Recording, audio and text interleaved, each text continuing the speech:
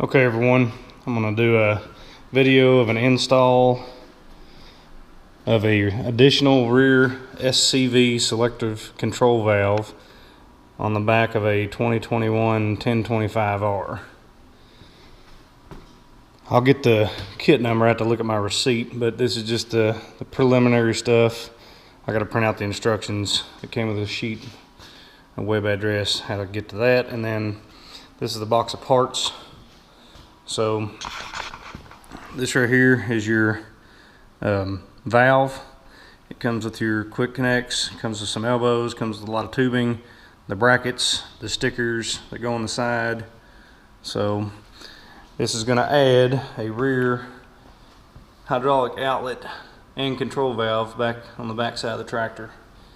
So you can use a log splitter or a hydraulic top link, a dump trailer, anything like that. Alright, I'm back. It took me a while to find the install instructions on the Deere website. So the number you want to search for, when it asks for model, you want 1025R or 1023, whichever you're working on, and you want to type in your search menu this number right here, LVU 34936, and that'll pull up the correct menu. So I read through it a little bit. The first thing it says to do is to remove the right rear tire. As you can see, I've got a wheel weights, so I'm going to pull those wheel weights off first, and then I'll get a jack and jack stand and pull this tire off on this side, and we'll shoot from there. Alright, as you can see, I got the wheel weight off, I got the tire off.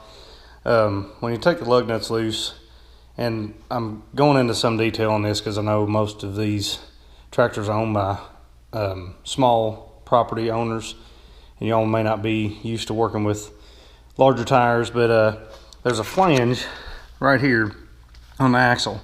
So once you take your lug nuts off, which there's 5 of them, 19 millimeter heads, once you take them off, the wheel's going to sit on that flange. But I've got mine loaded, but even when they're loaded, they're not unmanageable. So just know that that flange will hold it, and then when you put the wheel back on, make sure it gets seated on that flange, or you might cross thread your lug nuts or wheel bolts. Not nuts in this situation, but anyhow, I'll look at the next step and I'll get you back on that. Okay, next step, you need to remove your draft descent control knob, and then we're going to take the screws out at the bottom of this kick panel and the 2 bolts at the top, and we're going to remove this kick panel.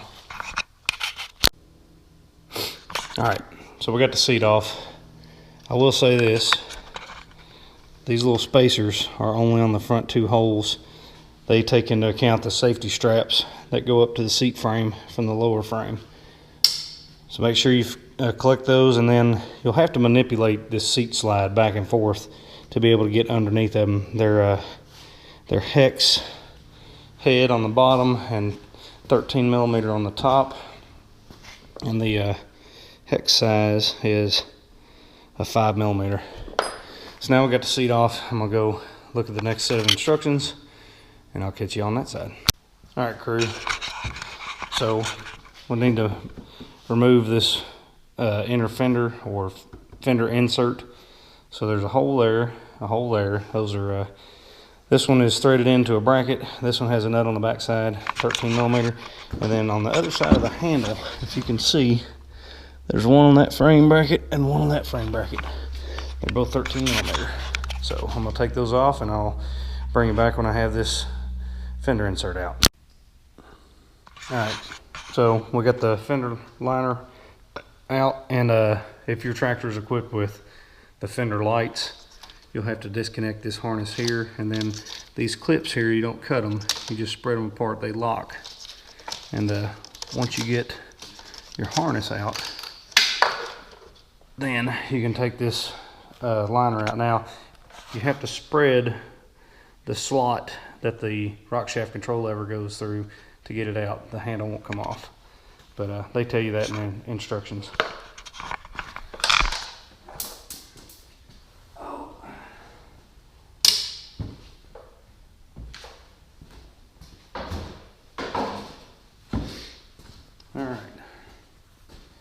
next.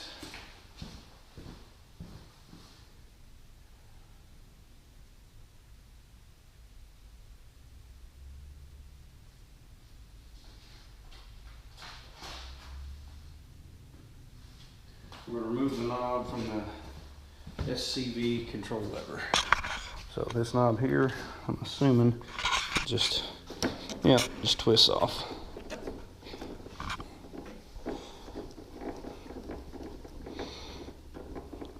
It may have some sealant on it. Yeah, it's got some blue Loctite. The handle bolts that came out of here had a red Loctite on them. So make sure you have some red Loctite and some blue Loctite to put all that stuff back on so it doesn't come loose. All the stuff is non-magnetic. I'm just placing over here. Alright, I'm going to study ahead and let you know our next step. Alright guys, I'm back. So getting this valve on this bracket is pretty tricky. It's just make sure you use the right bolts. All these fittings are straight thread O-ring fittings. If you don't know what that means you can thread the fitting in the position you need it as far as you can, and then you tighten down the nut around the outside, and that squeezes the O-ring down on the valve to seat it. So leave these collars loose. It says to do that in the book, because I have a feeling when we try to line up all our lines, we're going to have to do some wiggling. And then after the lines are hooked up, we'll go around and tighten all the nuts. And then, of course, you put the one sticker on this little cover for the direction of the cylinder and the operation of the lever. All right, next step. All right, here we go. It's got the SCV and the toolbox installed back. I just use the same lock nuts from the toolbox bracket. The only thing is the bolt doesn't protrude through the nylon part of the lock washer, so I think they should have given you a little bit longer bolts in the kit, but no matter. If that decides to start loosening up, I'll just put a lock washer and a regular nut on that, or maybe even a flange nut that actually locks around the corner. I'm sorry, around the flat. Anyway, next step. All right. One thing with these pass-throughs for the rear quick couplers, make sure you put an O-ring on the face of one side. That's the small O-ring, and on the collar of the other side, that's the large O-ring. What that's going to let you do is when you take your quick coupler, well, let me get the plastic plug out of it.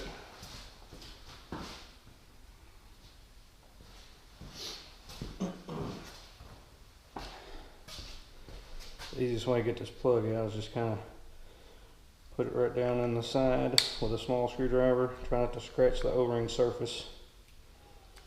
Just kind of pry up and it comes right out. Now, so big O-ring side goes on the quick coupler side. Small face O-ring will go through the bracket, and I'll show you how that works. So just hang tight. Make sure the O-ring seats. Sometimes you can lube them up. Make sure you don't tear them. I'm just going to put it in through here. Take the supplied nut.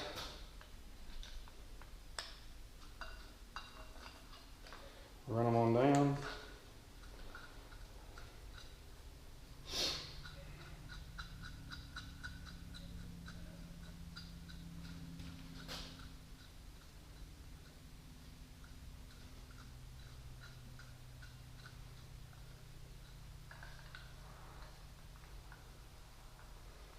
We're going to tighten it over.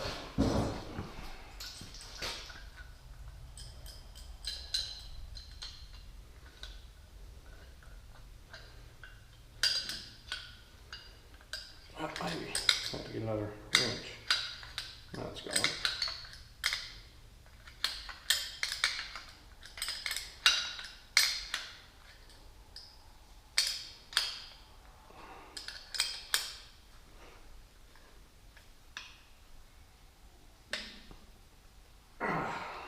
There's that one, and then you just come back on this one.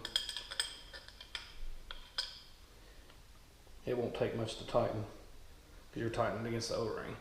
And there, There we go. They go on the tractor just like that. We're about ready to hook lines up. Catch you on the other side.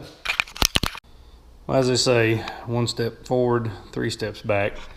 When you're putting your valve together, make sure that these 2 fittings are the larger 2 fittings, because those lines going down there are larger than the rest. So I just had to go and backtrack and take this line off, because this 90-degree elbow is the same as these other 2, except this piece is bigger. That piece right there, for that bigger line that goes down. The instructions are kind of vague. You can see how, so all the black lines are the new lines and all the silver lines are the old lines. You can see how I've got it routed. You can see how I've got my 2 outlets down here. Just take your time.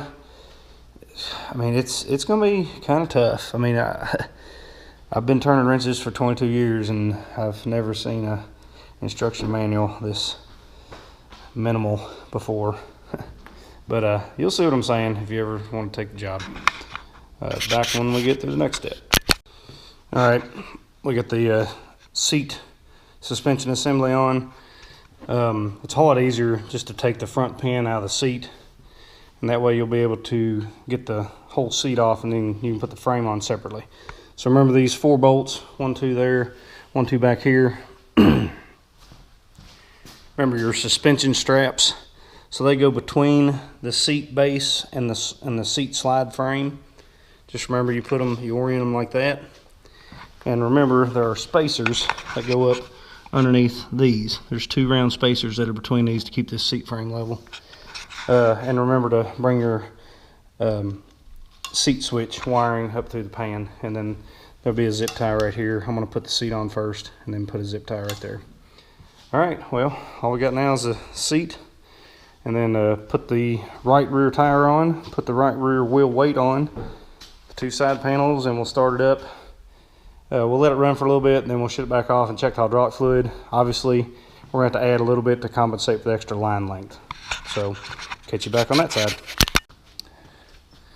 All right, gals and gals, there it is, finally reassembled.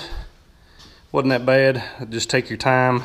It's not a bad job. It doesn't take that many tools. It's all metric tools, a flathead screwdriver, a metric Allen key set, all cordless impact tools, stuff like that are not necessary. I just use them to take stuff off, to make it a little quicker. Just, you know, if you got decent confidence, just follow the menu and the instruction booklet. You should be fine. I pointed out the roadblocks that I ran into, a few mistakes that I made, so hopefully y'all don't make the same mistakes. But like I said, it took about 2.5 hours. But the valve looks nice. The outlets are in a good spot. So I think in the near future I'll end up getting a hydraulic dump cart for this thing. But stay tuned, and thanks for watching.